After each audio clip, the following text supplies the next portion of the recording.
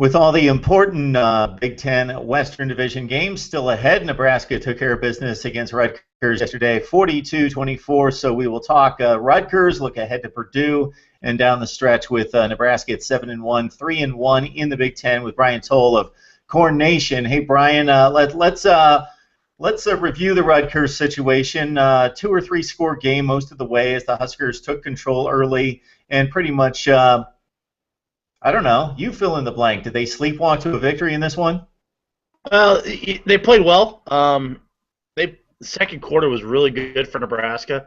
7-7 game after Nova hit Carew for a big scramble and score at the end of the quarter. Nebraska didn't really impress a whole lot of people in the first quarter. Second quarter is when they really kind of, showed their mettle. They didn't give up very many yards. They gained 180 and got out to the big lead at halftime.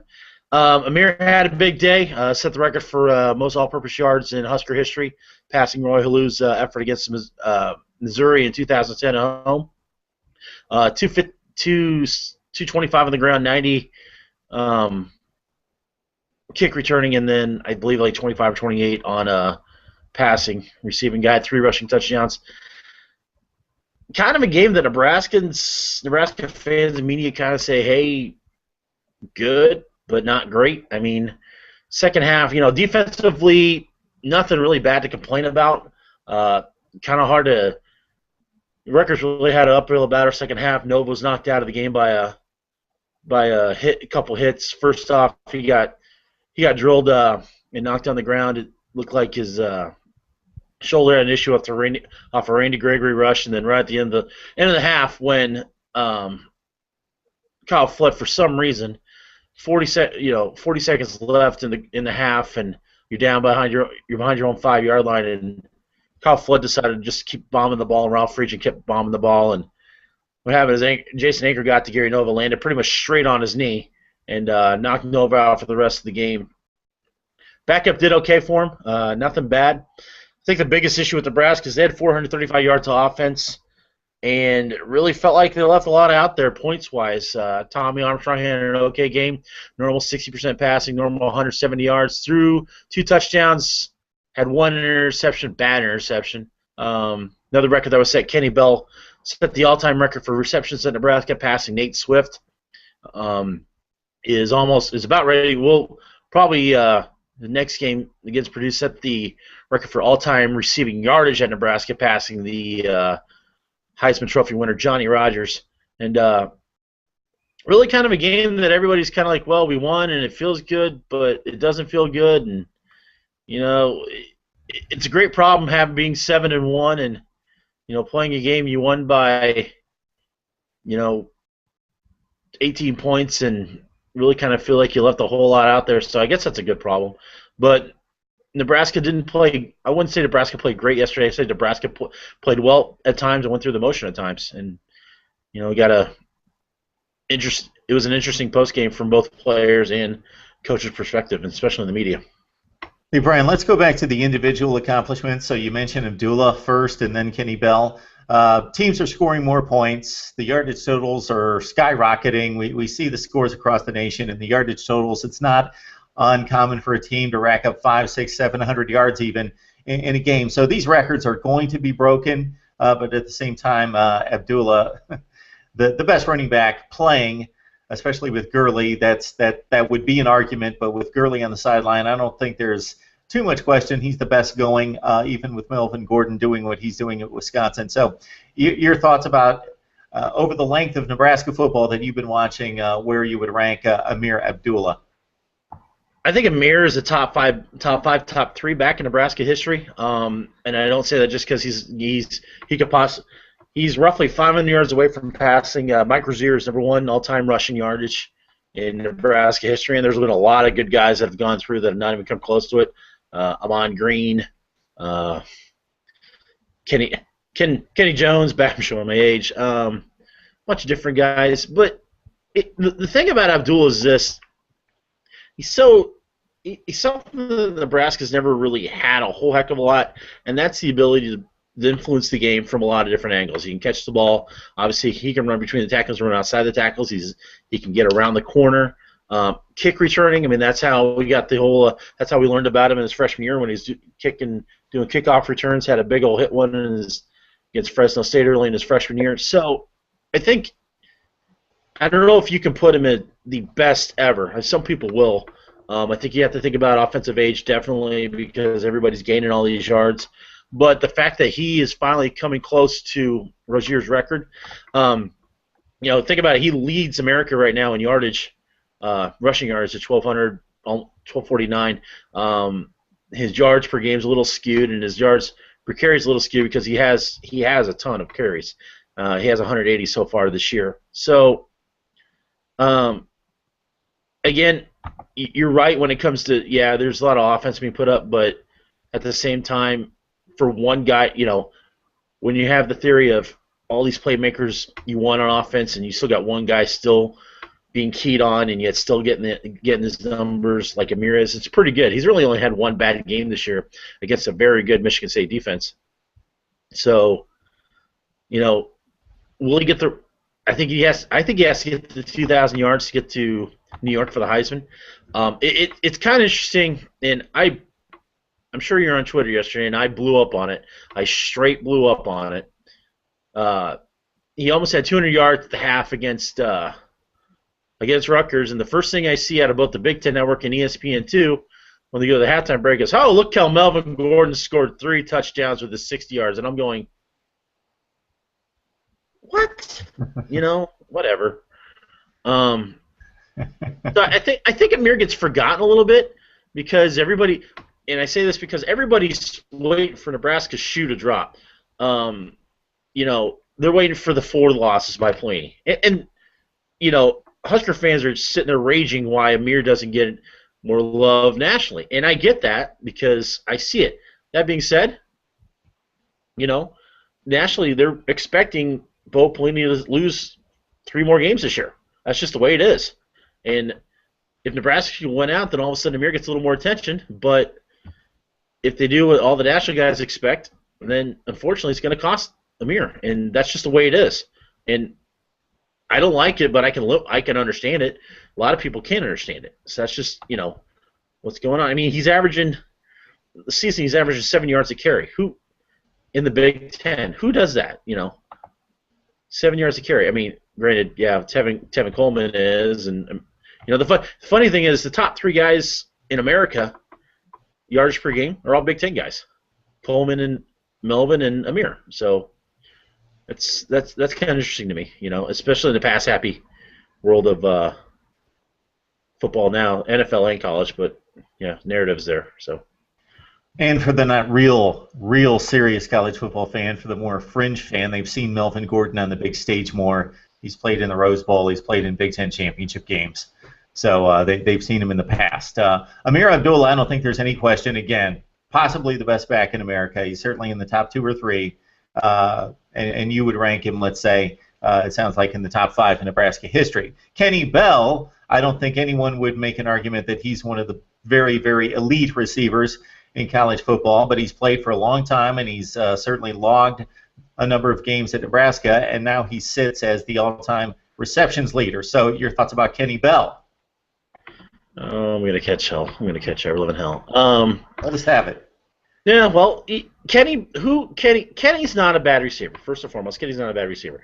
Great possession guy. I wouldn't say he's a home run hitter. He does very well, very, very, very well in receptions. Like does 2 things very well. He'll go over the middle, which is actually really refreshing to see because a lot of receivers now don't go over the middle, and he can make a living getting yards off the quick ladder screen, receiver screen, X screen, whatever you call it.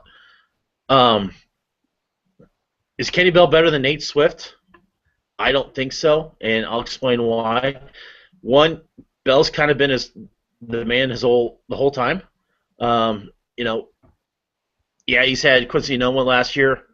Quincy didn't get, Quincy got as many catches as he did.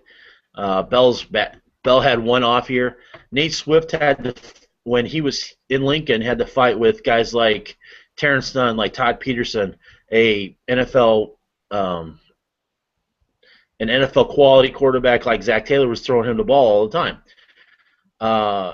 Granted, Kenny set the record pretty much with, Yolo Martinez and Tommy Armstrong and such. But at the same time, I'm not saying Kenny's good, but I don't think Kenny's, now you're going to tell me Kenny's better than Johnny Rodgers? No, absolutely freaking not.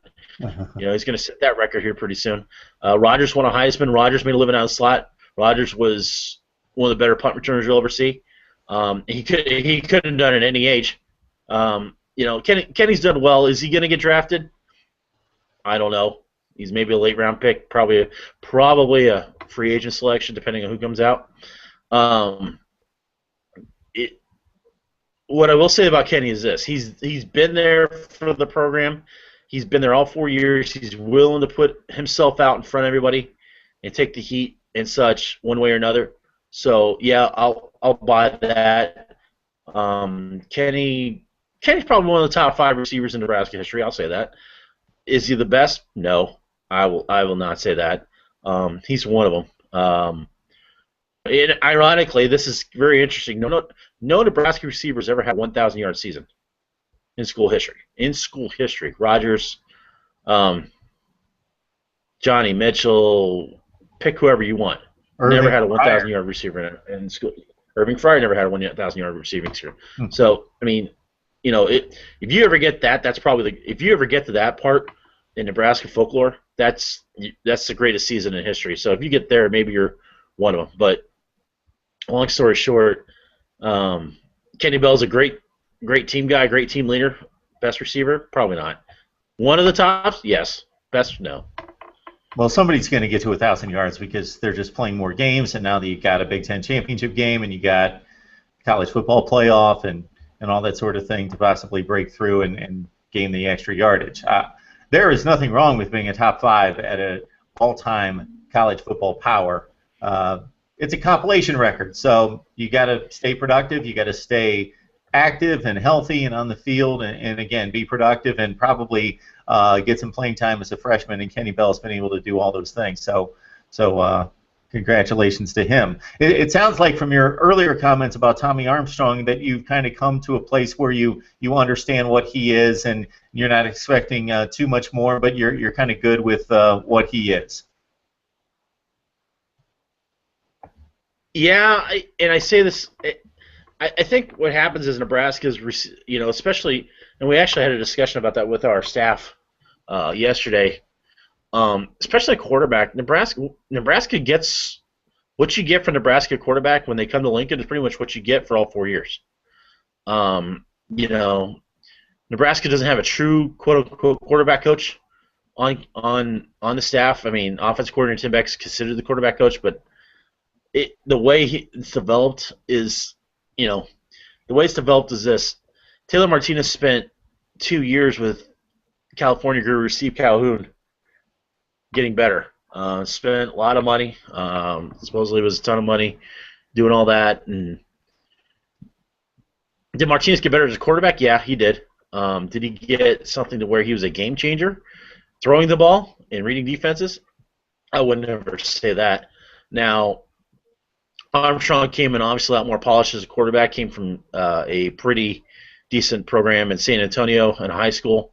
Lost 1 game in 2 years. He knows how to play the quarterback, and I think what people are realizing that he can manage a game a lot better than Taylor ever could. I think, the one thing that Taylor always thought was, I got to win the game. I got to go win the game. I have Rex Burkhead, I have Ameer, I have Anunwa, I have Kenny Bell, but when doubt comes, I have to win the game.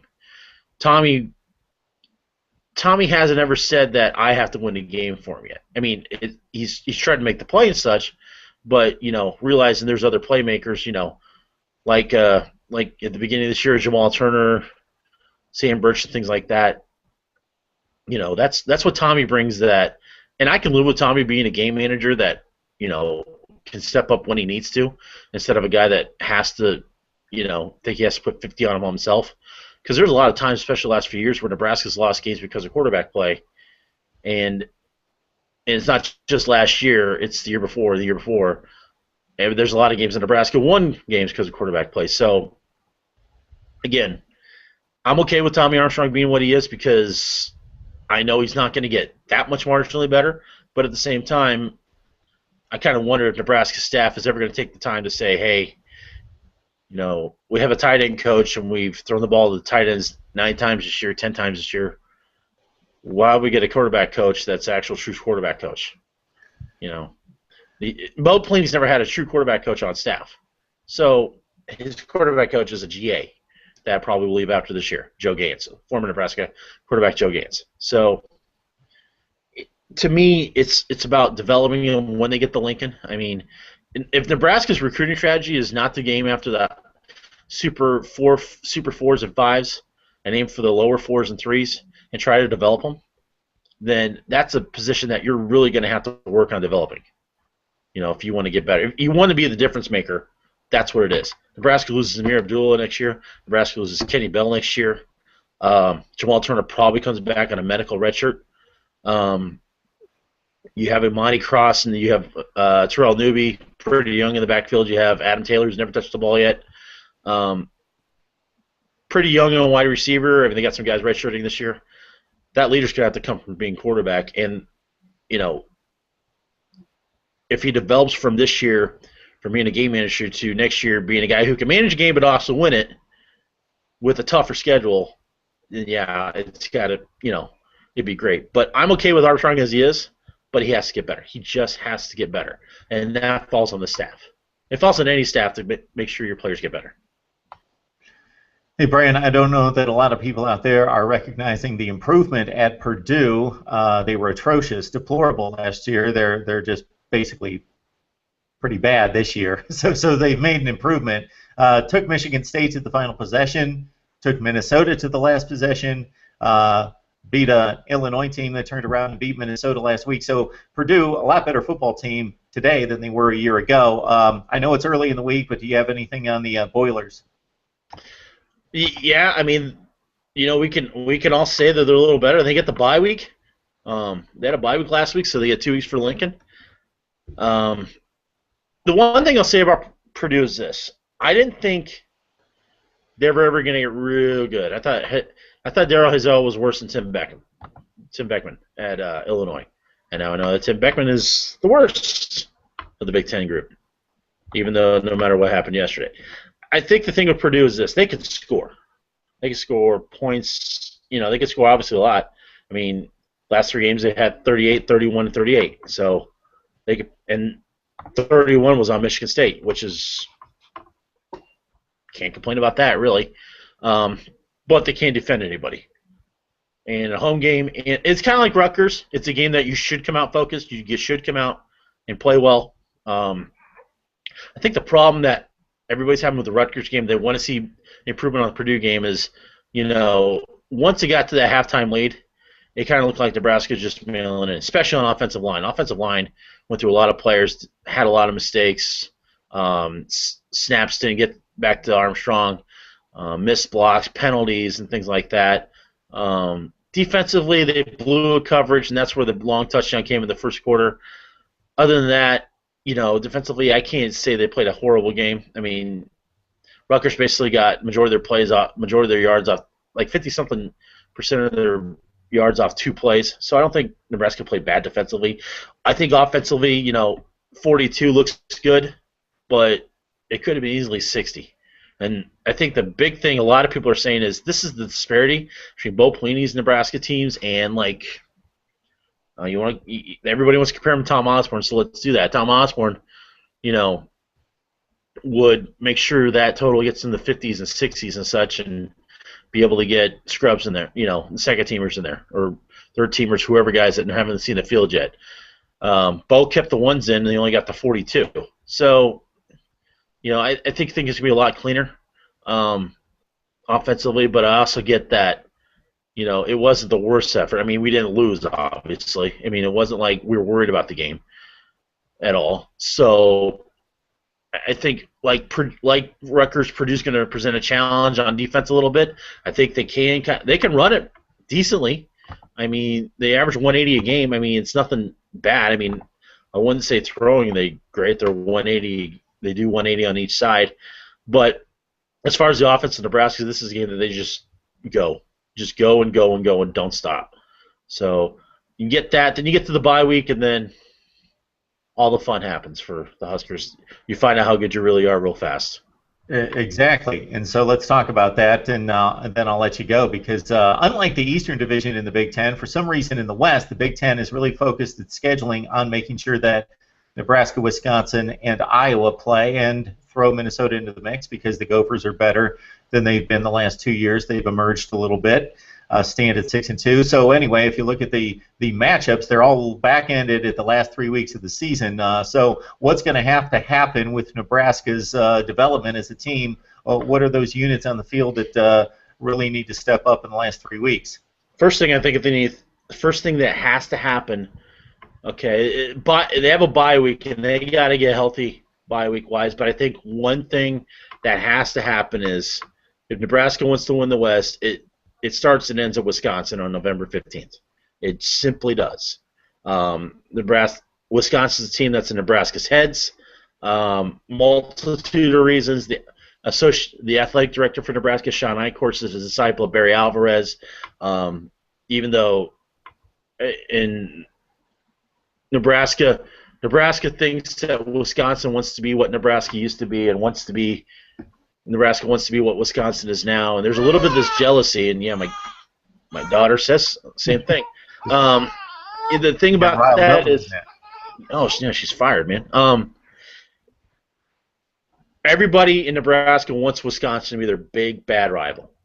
I mean, they don't want Iowa, they don't want Northwestern, they want Wisconsin.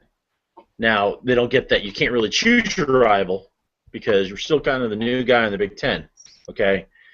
But everybody in Nebraska wants to beat those Badgers. They want Abdullah to run for 250 and Gordon get stuffed for 40.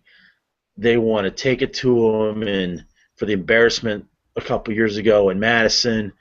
And let's face it, Nebraska loses that game, then it's kind of iffy because then you come home for senior day against Minnesota. And save yesterday where Minnesota just laid a fat egg in Champaign, Minnesota's not the worst team in the world. Everybody laughed about Minnesota last year, and they beat us after a bye week in Minneapolis. And then you have Black Friday, which is against Iowa. We didn't think anywhere in hell that Iowa was going to win that game last year, and they pretty much made it a no-brainer again. You know, that game was just a train wreck for Nebraska, complete train wreck. So if Nebraska goes 3-0, yeah, definitely, it's going to be against. They're going to play whoever wins Ohio State, Michigan State in Indianapolis, and for a possible backdoor for the college football playoff. Can Nebraska make the college football playoff? I think they need help. I think they need Miami to help win out. I think they need to play Michigan State, and they need to beat Michigan State. I think getting revenge on the team that beat you would be bigger than playing Ohio State. I don't think Ohio State's great. I think Michigan State's probably a little better. Not saying that Ohio State's bad because I think Barrett's better in that offense is better than Michigan State's offense, but overall scheme and D especially, I think Michigan State's way better. So I think Nebraska needs Michigan State to beat Ohio State next week. I think they need to get to Indianapolis unscathed, and Nebraska needs to do their job. Could they make it with 2 losses? Definitely, because then if you lose to Wisconsin, then you went out against Minnesota and Iowa, then yeah, you're going to represent the West because you're going to have the tiebreaker against Minnesota in the win-loss column. Because then Minnesota will be 2 losses in the conference. But I think everything is going to be keyed up on the Wisconsin game. If Nebraska lays a fat egg in Madison, then they could easily lose their last 2. I'm not saying they will. Probability won't let it happen, but it's very conceivable Nebraska loses the last 2 because everything Nebraska fans just want revenge. Right now Nebraska's about revenge. I want revenge on Michigan State. I want revenge on Wisconsin for 2 years ago. And sometimes they forget that it's a game-by-game step thing. And like yesterday, we all thought a lot of the casual fans thought Rutgers were just they're 5-2. They were decent. I mean, granted, their only win was against Michigan, and they had to squeak it out. But it's not. There's worse 5-2 teams in America. They're frauds. Well, you didn't know they're frauds. I mean, they were 7-7 at the end of the first quarter, on a busted play with one of the better wide receivers in the Big Ten. So, again, Purdue, take care of business. Just get it done. You have 2 weeks. And then all of a sudden you can devote 2 whole weeks to stopping Joe Staubing and Melvin Gordon and figuring out a way to win in Madison. And it can be done. I don't know if it will be done, but it can be done. But the problem is they lose that game and they lose that game bad. This big old spiral down of, oh, God, here we go again for Nebraska. And that's what's going to be real tough to deal with for the team for the last 2 games. Yeah, and after Wisconsin stumbled against Northwestern on the road, it looks like the Badgers have it back in play and beat a pretty good Maryland team 52-7. So the Badgers look like they're doing what they typically do, marching toward a possible division championship. And, yeah, that's going to be the game to see in the Western Division, Nebraska-Wisconsin. And I also I know you can't manufacture a rivalry like you say, but I do love the Iowa-Nebraska and what they're trying to do there on the final Friday of the season. I like that matchup, and Iowa's still a dark horse in this thing. I would be surprised if Minnesota went to Lincoln and won that game. I think Minnesota's a step or two behind the other contenders there. They've done a lot there. Jerry Kill, great job, but I think they're just so limited on offense. It's going to be difficult for them to beat the big boys in the division. The one thing I will say about Minnesota, they pretty much have the same thing they did last year, but the blueprint they have to beat Nebraska is pretty rock solid, and it falls on Bo and his staff, especially on defense, because Nebraska's linebackers got slapped, hit, kicked, and abused last year by Minnesota's running backs and tight ends. That's what Minnesota's game plan was last year: abuse the linebackers, get them in space, use misdirection, and it worked enormously well for Minnesota. If Bo Pelini can't learn from that, especially after coming off a loss if they lose against Wisconsin and they get all mad and everything and think the season's lost, and all of a sudden they got Minnesota coming in and they have an issue with that, then that's a bigger issue, in year 7 for Bo Pelini to say, hey, has he learned anything? Has he learned much, if anything, yet? And that's not being mean. That's just being honest, because everybody, oh, you can't dog Bo, he's learning. You're in year 7 of your program. You have pretty much have your entire staff for the entire time you've been here. Sometimes you got to kick the training wheels off. This is one of Bo's easier schedules to go through. Nebraska has a 73rd right now. Seriously, schedule Nebraska's 73rd in America. Okay, name Nebraska's quality win this year. It might be Miami. And that's the best you can do. If McNeese State, you say McNeese State is your quality win, get out of Dodge. So it falls onto Bo to get past things like Minnesota having the perfect game plan to beat them. So, sorry, I didn't mean to go off that, but just the point is, you got to get, if Minnesota carries the same plan they had last year into this year and defeats Nebraska and Lincoln on Senior Day, on Ameer's big day, on Kenny's big day, who does that fall on? Brian Towle writes for Corn Nation on the SB Nation platform, breaks down Nebraska football for us with Huskers looking at Purdue this weekend on Saturday at 3:30 Eastern, 2:30 Central on ABC, and then it's the tough stretch against Minnesota, Iowa, and Wisconsin, not necessarily in that order. Hey, Brian, thanks so much for joining us. We always appreciate the breakdown. You got it, my man. Thank you very much.